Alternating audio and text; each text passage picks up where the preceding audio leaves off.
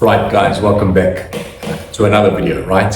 Okay, so I thought this week we'll answer some of your questions that we've had on some of the social medias, right?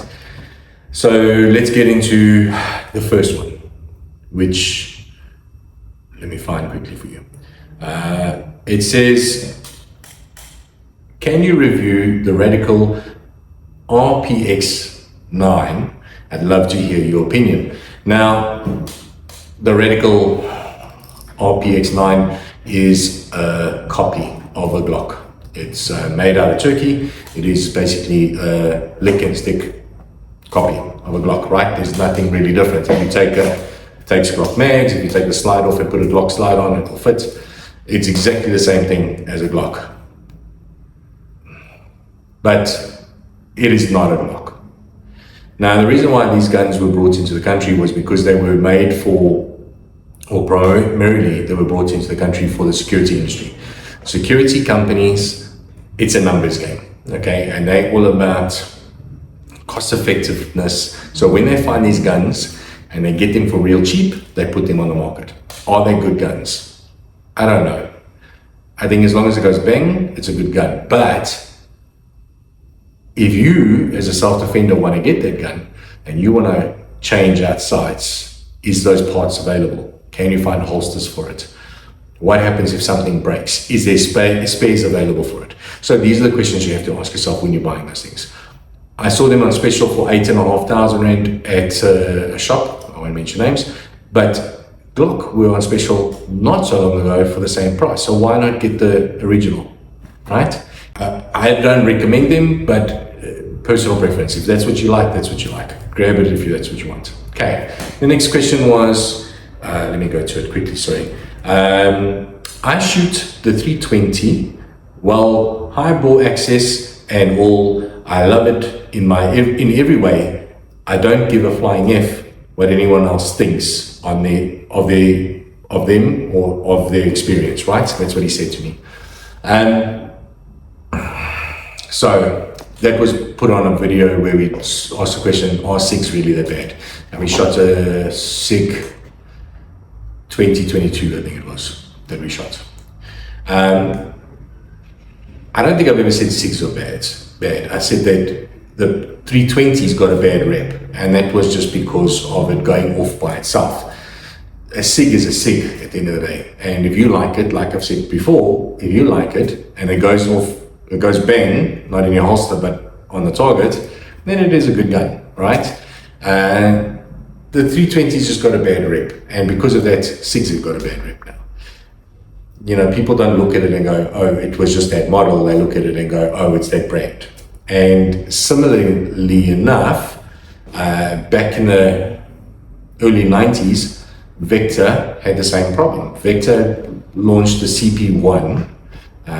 Here, I'll put a picture of it, CP1, and that had also the same problem. It didn't have a drop safety, so they extracted it, did go bang, and so they did a recall, and they said to guys, listen, hey, send it, we'll have it couriered back to us, we'll do the repairs for you free of charge, or we'll buy it back for 50 Rand more than you bought it from us or for, right? So you've got more than 50 bucks more than when you bought it. And so what did everybody do? They went, okay, well, I'll take the extra 50 bucks. And so that's what crippled Vektor in South Africa. That was the brand, that was the gun that killed Vektor throughout. And Vektor had made plenty good guns before that. They made the CP1, not the CP1, the SP1, the SP2, all the LMs, the Rs, they were all made by Vektor.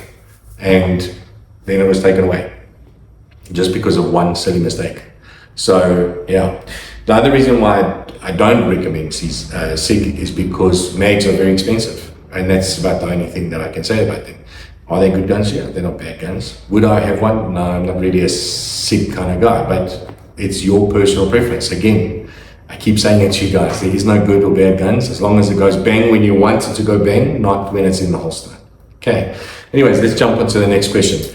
The next question was, is it okay to leave my magazines fully loaded all the time? Will it cause an issue? Now, depends on the duration, right? So if my mags are fully loaded and I leave them in the safe for 7 years, yes, the spring will get brittle.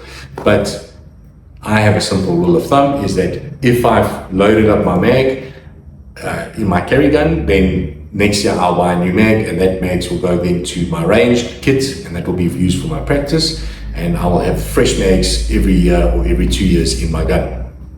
Okay, so just rotate them out. That's generally what I say. If you've got multiple mags and you got them all in safe, you can have one that is a new one, and then you just swap them all out. So every few years they will generally just rotate out. That's the only really piece of advice I can give you on that. Okay. Then the next question that I got, and I got it this morning actually, is this one. Let me find it quickly.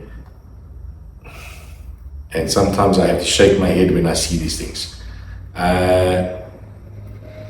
It was, what happens if I'm drunk and I shoot somebody? Well, the law in South Africa is very clear, right?